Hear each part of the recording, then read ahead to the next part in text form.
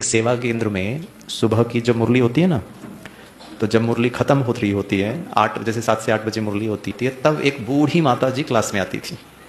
ठीक है, और मुरली खत्म होने के पहले चली जाती थी। आती एक तो लेट और जाती मुरली खत्म होने के पहले। और उनका एक नियम था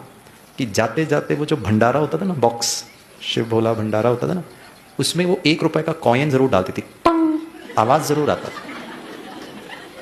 और सबको पता चलता था कि ये माता जी ने भंडारे में डाला।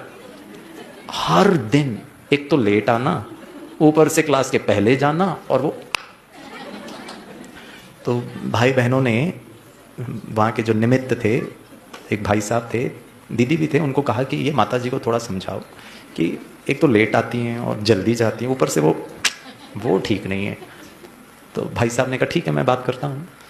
तो एक दिन वो माता जी को रोका, उन्होंने बोला आपसे बात करना है। तो जब उनसे बात की कि भाई आप एक तो लेट आते हो, ऊपर से जल्दी मुरली खत्म भी नहीं होती, उसके पहले चले जाते हो, वो तो फिर भी ठीक है, ये जो लास्ट में जाने के पहले वो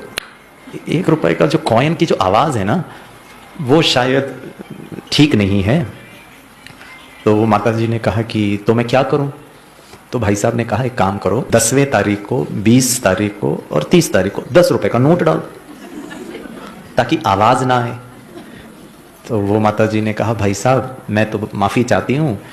मैं लेट इसीलिए आती हूँ क्योंकि मैं सुबह सुबह उठकर जो ठेला होता है ना,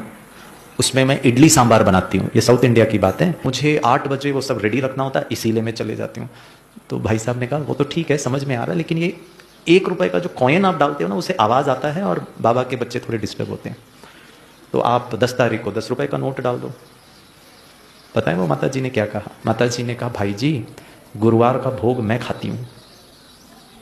आकर के सेंटर पर बैठती हूँ, वो कुर्सी का खर्चा, जो बिजली चलता है, पंखा चलता है, उसका खर्चा,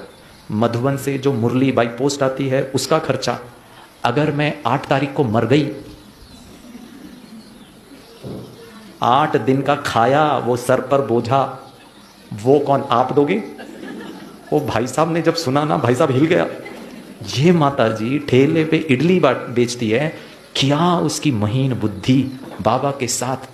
बाबा के स्नेह का, ब्राह्मण परिवार का, दीदियों का, निमित्त का रिटर्न कब देंगे? और जैसे वो भाई जी कह रहे थे ना, हम अपना ही भाग्य बना रहे हैं, हमारा ही जमा हो रहा है, तो क्या हम, और जैसे दीदी कह रहे थे, ब्राह्मण संसार की रचना का आधार ही संकल्प है, बस संकल्प करिए, हुआ पड़ा है।